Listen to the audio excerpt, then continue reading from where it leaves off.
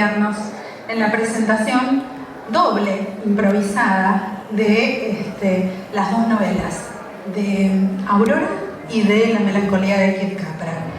Teníamos pensadas presentaciones individuales, pero dijimos, con media hora podemos juntar todo y que charlen. Así que, bueno, gracias por acompañarnos. Mi nombre es Mariela Mioni, yo soy la directora de la colección Claroscuros, que hace exactamente un año, en la Feria del Libro, hacemos el lanzamiento oficial de la colección con la presentación de cuatro primeros libros, de los cuales una era una novela, de acá de Adriano Duarte, y las otras tres eran cuentos. En esta ocasión estamos presentando dos novelas nuevas, que me llenan de mucho orgullo. Vamos a contarles quiénes son los autores. Esperen que me pongo los anteojos. David Sade, autor de Aurora. Nació en Corrientes en 1992, es psicólogo social, egresado del Instituto San José. Desde chico tuvo una febril imaginación para crear historias y personajes.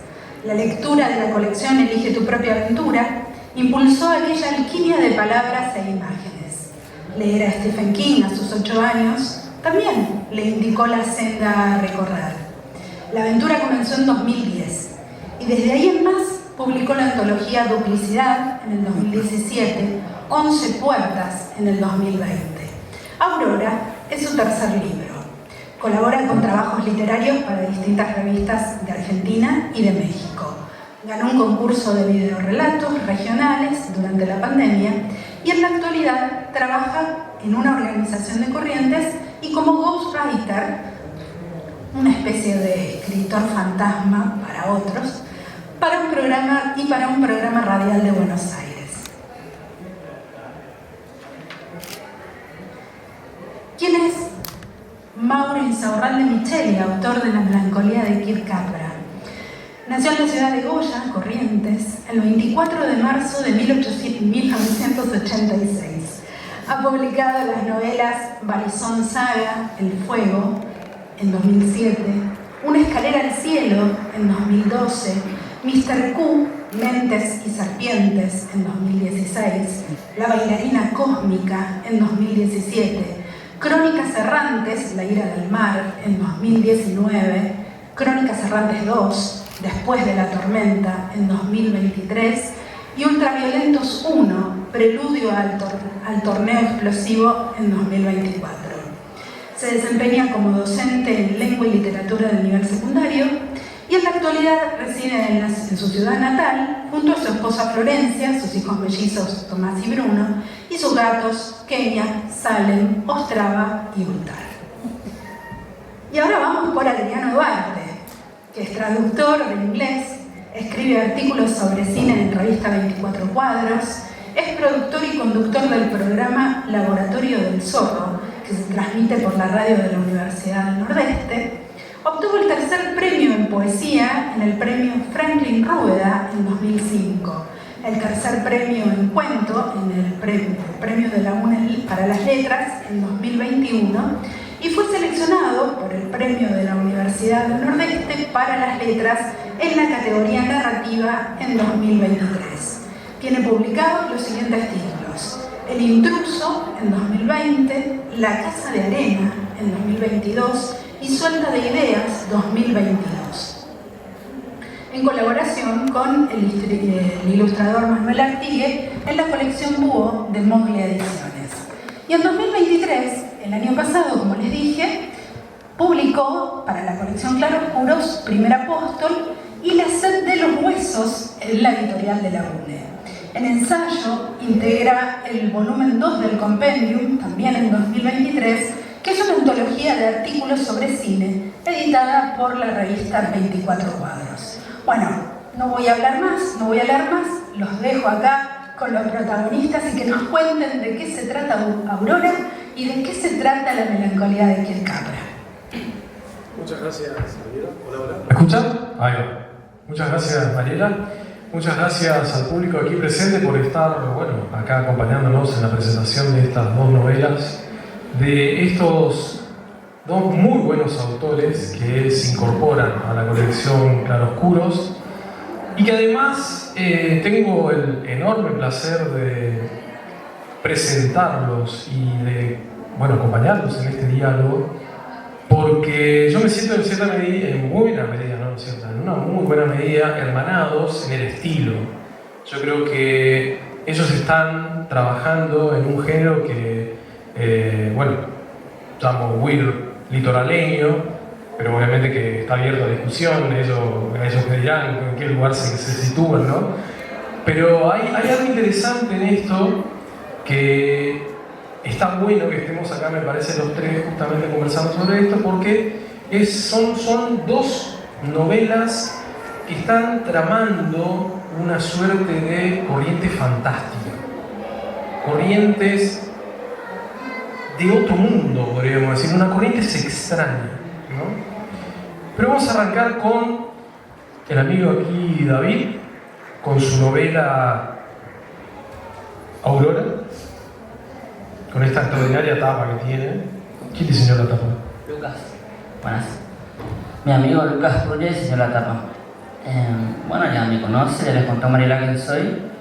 Pero si tengo que decir algo sobre Aurora, es una novela que me llevó de 2016 al 2020, pero de alguna manera, sin que yo lo esté planeando, por supuesto.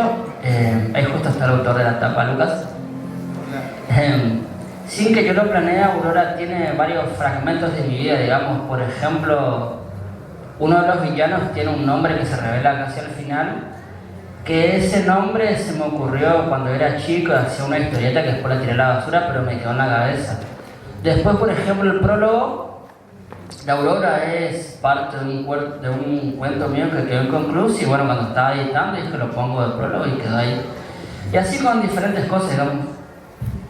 Bueno, eso es más o menos como para ir tirando unos detalles, ¿no?, acerca de la novela, pero a mí me gustaría hacer como una aproximación general, ¿no? Yo diría que esta es una novela que les interesaría, por ejemplo, a gente que le gusta mucho Stephen King. Es una novela que tiene ese estilo así muy como de catedral, ¿no?, llena de historias. Hay un personaje central que recorre, ¿no?, toda la historia, que va desde su infancia hasta su adultez, ¿no? Y en diferentes etapas de su vida va pasando por diferentes situaciones en los que lo paranormal, lo oscuro, lo extraordinario, lo terrorífico, lo demoníaco se va cruzando en su camino, ¿no? Esto un poco me hace recordar a mí, por ejemplo, a It, ¿no? Tiene mucha influencia. Me hace recordar mucho a It. Tiene mucha influencia de It. Yo diría que desde la composición, porque atraviesan hechos del pasado que repercuten en el futuro, pero sí le doy una vuelta de rosca a lo que es el villano, porque Stephen King siempre escribe malos que son malos porque son malos, ¿no? Y siempre fueron malos. Pero sin tirarle spoiler, acá el villano de mi novela tiene una razón bastante copada, lo pensé bastante. Bueno, pero no quedamos ahí. No vamos a tirar spoilers. No, nada. No, porque aparte acá Leo se nos enoja. Yo la otra vez estaba contando un poco de más de mi novela y me dice, no, Adrián, no puedo. Ahora voy a ser yo oficial de... No, hasta ahí nomás. Bien, ahí estamos. Anotamos ahorita. Así que, pero, yo, por ejemplo, hay otra cosa que me llamó mucho la atención dentro de tu novela, y es eso que podríamos conectar quizá con una serie como Stranger Things, ¿no? Esa historia de, sobre todo en la infancia del protagonista, ¿no?, de Demian Santos. ¿Vos cómo lo ves a esa conexión? No la pensé tanto, pero puede ser, sí, con esa maldad que está oculta, como las marcas de la infancia siguen ardiendo también en el presente. Y hay un tema, ¿no?, que es el nombre. El nombre es casi como un enigma acá, ¿no? ¿Por qué Aurora? ¿Qué es Aurora? Sin, de vuelta, siendo mesurado, no vayas a entrar en spoilers, por favor. No, sin dar spoiler, sencillamente yo estaba buscando un nombre que suene como una ciudad argentina, porque, a ver, Aurora es una ciudad que yo la inventé, bueno, está en mi cabeza, pero existe, digamos, entre Corrientes y Misiones, y para la hora del nombre dije, bueno, tiene que ser un nombre que suene como algo argentino, Y me acordé de una canción patria que nos hacían cantar en la escuela, la canción Aurora, así que bueno, de ahí. Hasta hoy. Simple, sí, hasta hoy así. Pero sí, Aurora tiene muchos significados para mucha gente, digamos. ¿Por qué Aurora y no Corrientes? ¿Por qué no pensar en Corrientes, por ejemplo? ¿Por qué ese lugar intermedio entre una ciudad y otra de Corrientes y Misiones o Posadas? Bueno, ahí entra, ¿no?, Stephen King, que él siempre creaba ciudades, digamos, entre las ciudades de Estados Unidos para narrar su estilo. Y dije, bueno, quiero hacer algo parecido, porque si bien tiene cosas de Corrientes, quería dar una identidad propia también. Aurora tiene sus mitos, su lugar embrujado, tiene un conjunto de folclore, tiene rabier golpeadores, tiene todo un poco, ¿viste? Me encanta eso, tiene mitos, tiene toda esa cuestión oscura de lo paranormal, pero también tiene esa cuestión, ese costado real, ¿no? Ese costado realista de rabier golpeadores, que es muy interesante, que, bueno, hay una cuestión ahí que no quiero revelar mucho, pero que casi oficiaste como vidente, si se quiere. Sí, lo cuento. ¿Lo adivinaste? No, hasta ahí nomás. No, porque tenemos que abrirle el apetito a los lectores acá. ¿Cómo vamos a contar? No. En todo caso que después te pregunten. Se acerquen a vos y te pregunten, che, ¿cómo hiciste? Y bueno, ahí está. Esa es la idea, ¿no? Y hay algo que me gusta también mucho, y es esa cuestión de, bueno, porque uno diría, bueno, sí, yo puedo copiar a Stephen King y, bueno, inventarme esta ciudad y que pasen cosas como en Estados Unidos, qué sé yo. Pero no, acá hay otra cuestión que está muy bien elaborada, me parece, y es esa construcción mitológica que combina cierta cuestión demoníaca conectada con el cristianismo, pero también otros elementos propios de nuestro folclore, el folclore netamente correntino, el pombero, el lobizón, y hasta creo que inventaste también algunos que se acercan a ciertas figuras del santoral profano correntino. Sí, digamos que la novela hay pombero, hay lobizón, pero tienen un origen particular. Y lo que yo también hice para escribir la novela, hice un poco de investigación y hay como una especie de universo aparte, digamos, del que yo fui buscando conceptos, pero no lo pongo toda la novela, sino que lo fui guardando y puse de a puchito, digamos. Tengo conceptos más complejos por ahí elaborados, pero no fueron todos la novela, obviamente. Pero sí, a la hora de pensar los monstruos, digamos, dije, bueno, esto está ambientado en una zona parecida a la nuestra, no pueden haber un pombero, por ejemplo, un lobizón, pero sí tiene que tener una vuelta de tuerca. En eso quiero hacer una salvedad acá, y en una charla que estaba dando comentando la novela sobre él y mencionando la cuestión del pombero, no puedo dejar de mencionar que también Mauro trabajó en otra novela, también otra figura del pombero, una resignificación del pombero, y de vuelta eso me hace pensar mucho en esta cuestión, ¿no?, de que estamos como interconectados a pensar de que Mauro está en Goya, bueno, él está acá cerca en Capital, no quizá en el mismo barrio, pero estamos cerca, digamos, más cerca que Mauro seguramente, pero hay como esa necesidad, bueno, tenemos el chamamé de fondo, pero estamos pensando en cosas extrañas, ¿no?, el chamamé Willow. ¿Vos qué decís al respecto? Sí. Hola. Sí, a mí el tema del pombero me llama la atención, que es una figura que Mariana Enríquez dice que no prosperó en el terror argentino por una cuestión de que nosotros los escritores no tenemos una tradición de escribir sobre el pombero. Por eso es que en Europa, por ejemplo, el vampiro sobrevive porque los escritores lo mantuvieron vivo. O en Estados Unidos sus monstruos particulares los mantienen con vida. Y dice que el pombero no es que no haya existido en la literatura, sino que existe así en casos aislados, digamos.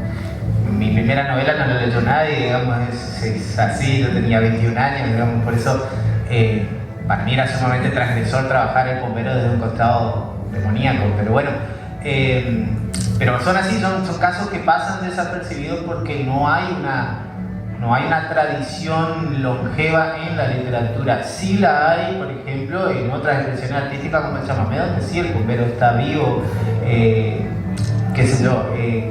Orlando Bambreano también escribió un cuento sobre el pombero. Bueno,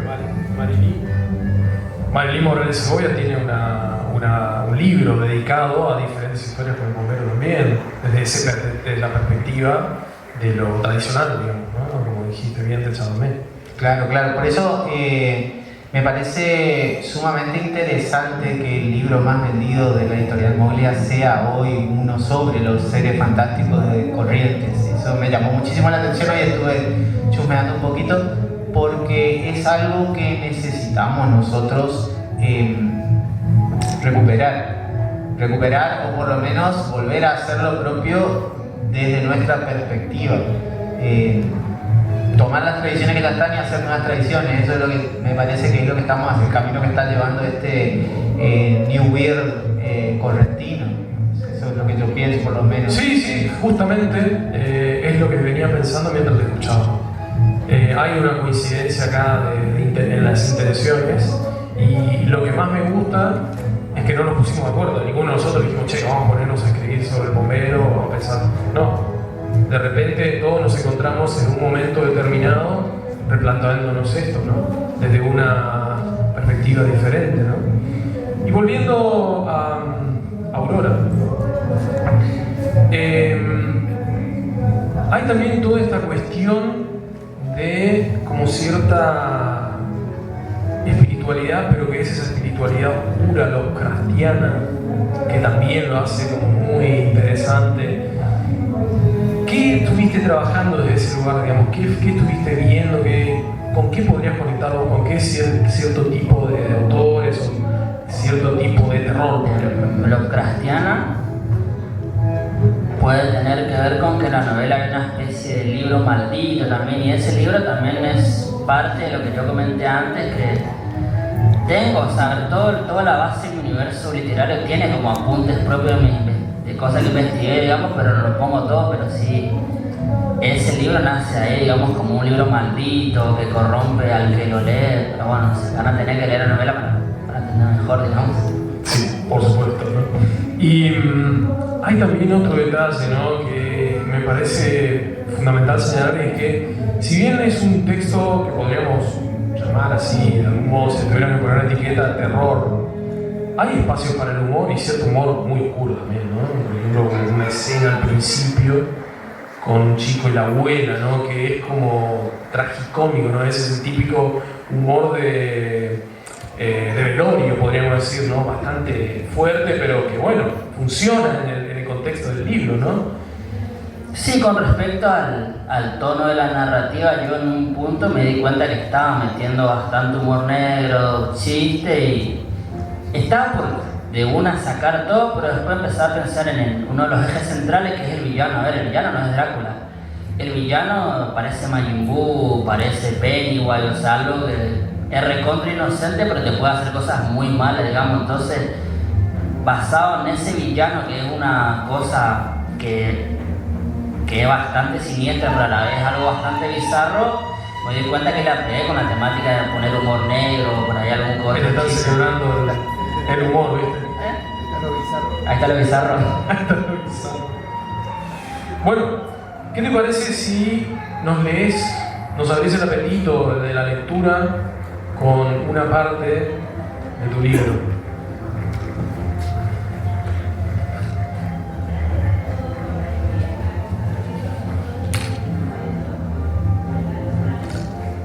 Bueno, les voy a leer el prólogo, que es este cuento inacabado,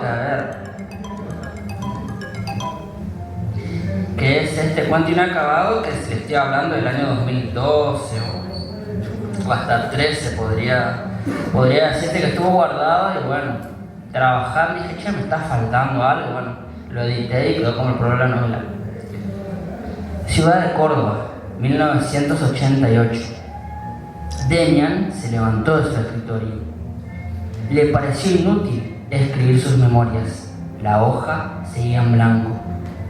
Sacó de su bolsillo un retazo de tela verde y lo arrojó al cesto de basura, y lanzó un fósforo dentro. Lo vio retorcerse en el fuego. ¿Valía la pena quemar el pasado? Profesor de historia, sabía que el pasado solo podía borrarse en novelas como 1984. Demian tenía algo con el pasado, una obsesión. Su carrera académica tenía raíces en profundas vivencias de su infancia, hechos inolvidables. La noche anterior no había dormido. encendió la televisión y se detuvo en una película antigua de los años 20. Se trataba de un documental que revelaba antiguas supersticiones sobre la brujería. Lo más llamativo de este largometraje, que era de por sí bastante básico, era la representación del demonio, un tipo degenerado, obeso, de cuerpo peludo, que reía, retorciendo su obscena lengua y atormentando por igual a frailes y monjas. No era un hilo del destino. El pasado era una telaraña cuya red había atrapado a Demian. Solo quedaba esperar a que la devoradora sienta hambre y viniera por él. La máquina de escribir, la hoja en blanco, se uniría a ella. La máquina de escribir justamente proyectaba una imposible, morbosa y espectral forma como la de una cabeza con la lengua afuera. La oscuridad crecía más allá de su ventana. Mirar el vacío le provocaba sensaciones de vértigo. Había sido otro el que una vez cayó. La medianoche empezaba a salir de su sepulcro. Durante estas horas, lo macabro sucedía con más frecuencia. Demian tenía que regresar a Aurora en unas horas. La ciudad donde había nacido ya no podía detenerse. Quizás al llegar se dé cuenta que nada había cambiado. Quizás su destino era acabar en la casa de los locos, riendo, exhibiendo su lengua como aquel demonio de la película, tratando de explicar que una vez la oscuridad transmutada en un perro negro lamía su rostro, mientras él se hallaba sujeto a un chaleco de fuerzas ante la atónita mirada de los médicos, riendo, con bomberos, diablos y lobisones bailando a su alrededor.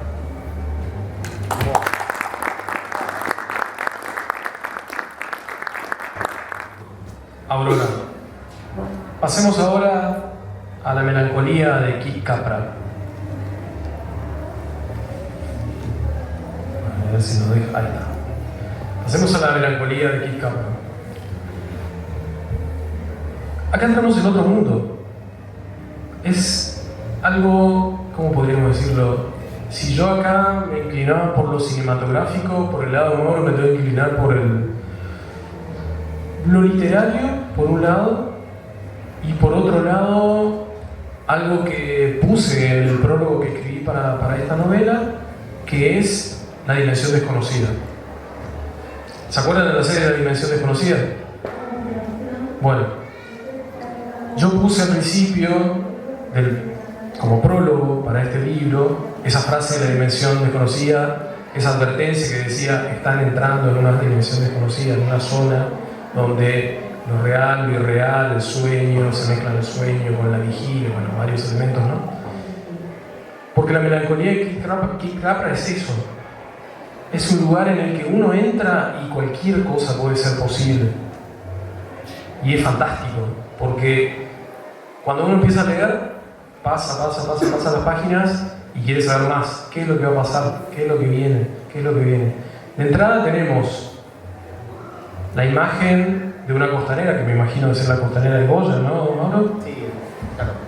Sí, varias de mis historias siempre empiezan en la costanera, porque es un lugar que yo asocio mucho con mi adolescencia, ¿no? Pero sería la Goya, claro, de Kid Capra, o es una Goya, sí, es la misma, digamos, que podemos la estructura que aparece al principio con los pilares y demás es la costanera de Goya. La novela pasa en una ciudad que se llama Valle Santo.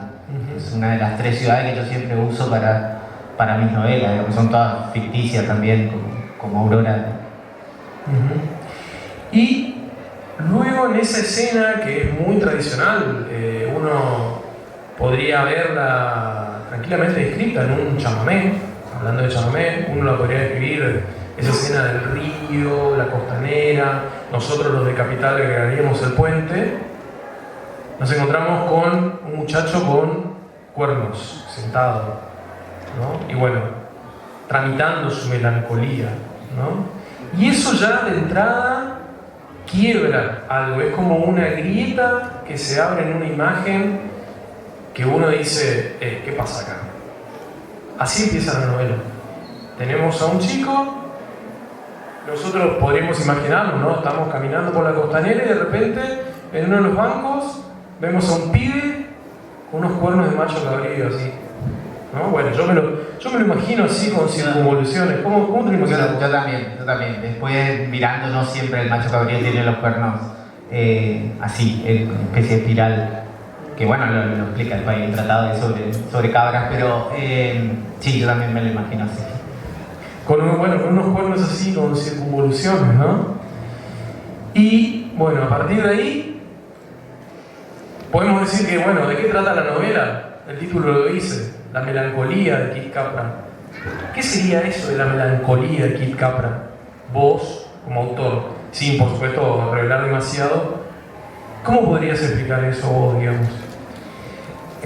A ver, la novela yo la escribo en pandemia, y en pandemia medio que estábamos todos melancólicos, porque había un mundo que se estaba muriendo y otro que estaba naciendo recién y no entendíamos mucho. En esta ambigüedad de lo que es y lo que no es, fui encontrando un montón de cosas que yo había leído antes o que de alguna forma me habían influenciado yo sin darme cuenta. Fíjate lo que son las cosas, yo no lo menciono entre las influencias, pero no es porque me dé vergüenza, pero en un momento es como que te da vergüenza nombrarlo, pero cuando yo era adolescente leí un libro de Jorge Bucay, antes de que dijeran que era plagiador y todo lo que pasó después. Había leído un libro de cuentos de Jorge Bucay que se llamaba Recuentos para Demián, y en ese libro hay una historia sobre un centauro que se muere en un pueblo y primero cae enfermo, digamos, y la gente no sabía dónde llevarlo, si al veterinario o a los doctores, y luego muere y no sabían si enterrarlo en un cementerio de humanos o tirarlo por ahí como a los animales. Y Kid Capra es más o menos eso. El muchacho tiene cuernos, nació con cuernos. Casi nadie lo menciona en la novela, es como que es algo que está ahí y sucede, digamos, y cada vez que alguien se lo menciona al pasar, él dice que hay cosas más raras, qué sé yo, gatos que hablan y cosas por el estilo. O sea, es una novela que la verdad yo tengo muy pocos recuerdos de dónde viene toda la inspiración, pero sé que muchas de las cosas que están en la novela yo las soñé. En La magia del caos se habla muchísimo sobre esto, sobre la apertura del inconsciente y dejar subir al consciente las ideas. Yo en ese momento estaba leyendo un poco por el tema de Grant Morrison y Grant Morrison nomás, no llegó muy lejos mi investigación de La magia del caos, pero algunos de los ejercicios que mencionaba ahí, digamos como que sí me sirvieron, y el tema de la mirada del mago que te sirve para absorber todos los estímulos al mismo tiempo, eso me sirvió y lo terminé trasladando ahí. La novela iba a ser otra cosa y terminó siendo esto, digamos, por decisión de la novela, digamos, más que mía, porque yo había empezado a escribir esta novela en los primeros 3 capítulos como una reinterpretación del Mío Cid, del poema del Mío Cid, y terminó siendo cualquier otra cosa, ¿no? Sí, absolutamente. Hay quizás, sí. No hay, digamos, ahí gente peleando con espadas y demás, ¿no? No hay caballeros. Sí, lo único que quedó es el tema del destierro, digamos, él está como desterrado. Exacto. De la gente. Y hay una agonía, digamos, un destierro en ese sentido, sí. Eso quedó, digamos. Y es lo que se percibe a lo largo de la historia. Y hay otra cosa que me resulta muy interesante, y es cómo uno diría, bueno, la melancolía, ¿no? Y sería una novela que abundaría en análisis del estado de los sentimientos del personaje, y es todo lo contrario, es una especie de desliz sobre acciones, sobre situaciones que desencadenan determinadas reacciones en el personaje. Eso me parece fantástico, y eso ayuda mucho a que uno pueda avanzar en la historia, porque a veces pasa que estamos como ya un poco atorados de esas novelas que nos cuentan la interioridad y estamos ahí y no pasa nada, ¿no? Pero acá es todo lo contrario, hay melancolía, pero la melancolía está como una suerte de pátina sobre las cosas y las acciones. Eso me parece fantástico. Bueno, muchas gracias. en ese sentido, no sé qué tanto yo ahí tomé, pero es una sensación que yo tuve cuando leí El extranjero de Camus, que siempre te dicen es un pilar del existencialismo. Yo en ningún momento siento que Meursault esté deprimido ni nada por el estilo, o otras ideas que uno asocia con el existencialismo, digamos. Yo siento que, perdón que esté hablando de otras obras que no sean la mía, pero justo para hablar de esto tengo que hablar de eso. Yo siento que en esa novela de Camus lo que no hay es un lugar para Meursault. No hay un lugar. Él no está mal. Es el resto de la sociedad que determina que él no está bien. Con Kid Capra pasa lo mismo. Él, el único pecado que comete es existir, digamos. No es algo que él pidió ni es algo que él lo transite como algo extraordinario. Él existe y vive su vida y existe, nada más, digamos.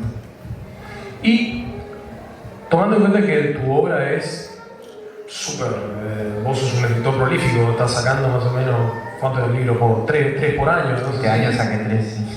Pero así, amigo, dentro de 5 o 10 años vos tenés como una biblioteca solo para vos.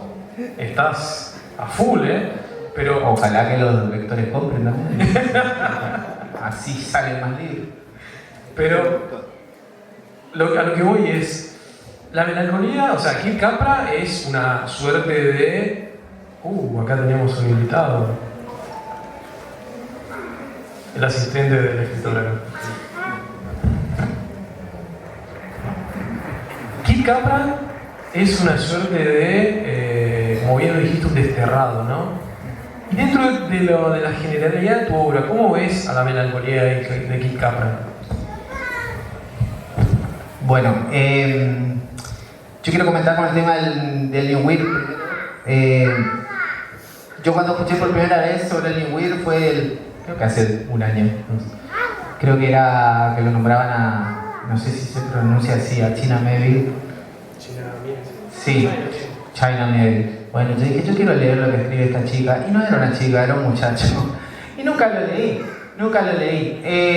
Y entonces empecé a buscar como qué es el New Weird y de repente yo tenía esto más o menos empezado y dije, bueno, estoy haciendo el New Weird. Para mí esto era fantasía, digamos, el trabajo más que nada en este momento me estoy enfocando muchísimo, nada que ver, pero me estoy enfocando muchísimo en lo que vendría a ser el shonen, para los que conocen manga o anime, estoy escribiendo shonen yo ahora, pero antes de eso trabajé mucho la fantasía oscura, que es esa línea muy borrosa entre el terror y la fantasía. Entonces, para mí, Kid Capra estaba dentro de la fantasía oscura desde otra perspectiva, hasta que empecé a leer Murakami.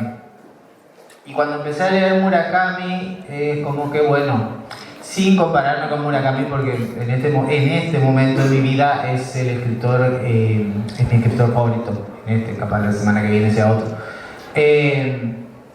Pero ese realismo mágico que hace Murakami, yo más o menos lo había trabajado en La bailarina cósmica, y como esto es una secuela espiritual, yo creo que traía ahí realismo mágico, y ahora que existe este término de New Weird, bueno, New Weird, estamos ahí.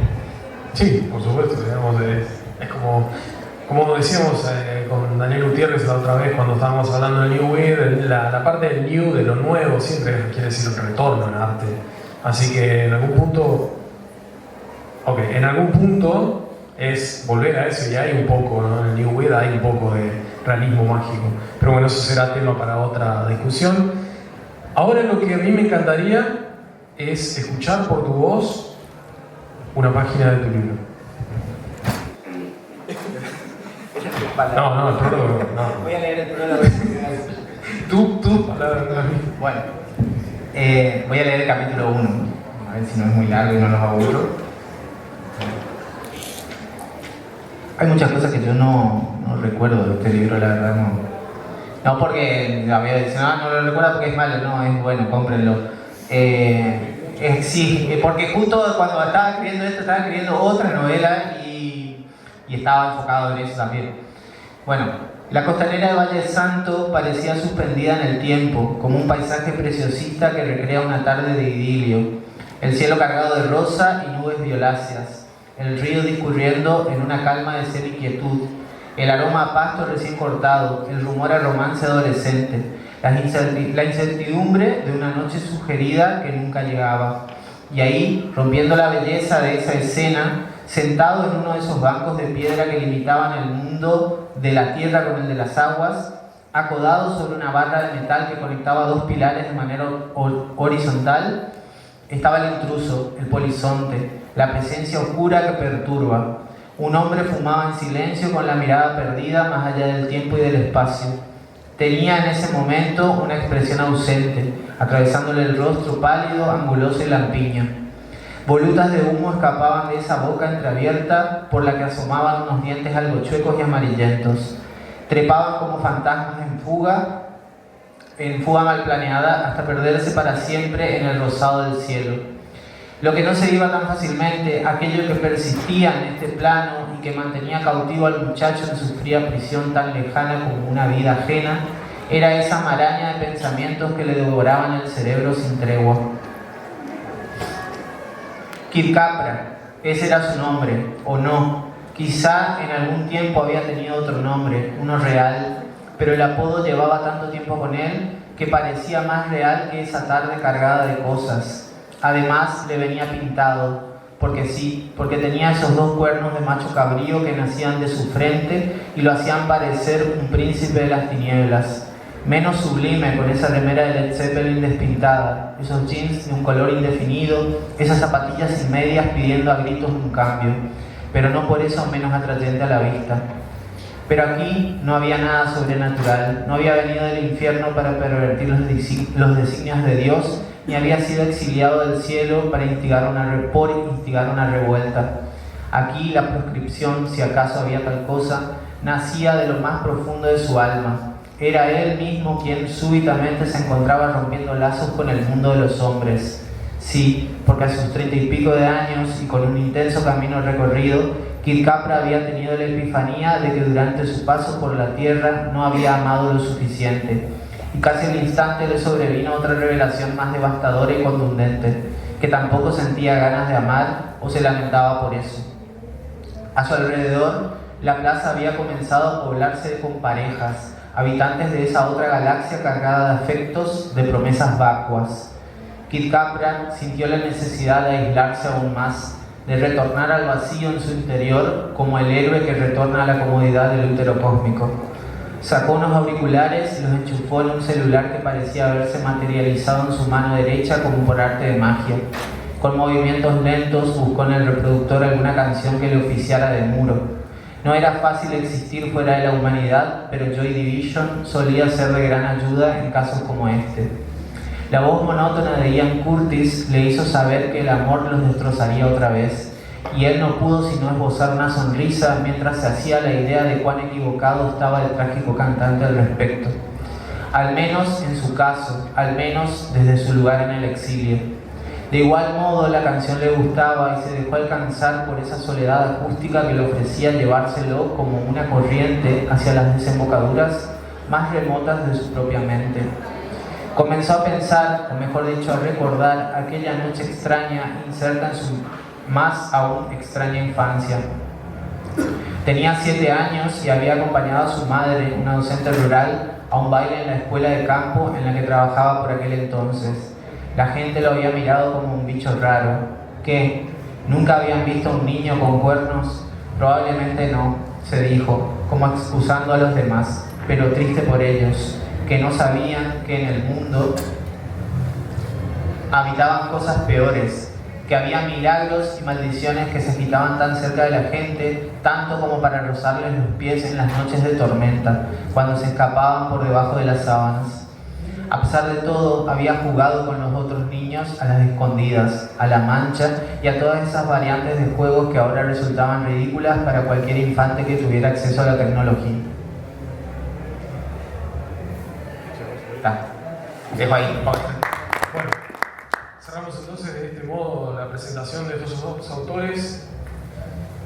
Aurora, La melancolía de Kid Capra, amigos y amigas, no se lo pueden perder. Es una oportunidad de conocer la nueva literatura correntina, inclinada hacia lo fantástico, lo oscuro, el terror, todo esto que estamos llamando ahora New Weird, ¿sí? Muchas gracias por estar aquí.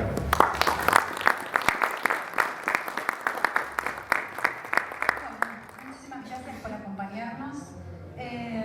Los autores van a estar firmando el contrato de edición en el stand de Moglia, así que los invito a que se acerquen y también si quieren adquirir el libro van a estar firmando ejemplares. Les agradezco mucho. Y una última recomendación como lectora. Si llegan a leer los dos, si es posible, tengan en cuenta todos los detalles de cada una de estas novelas.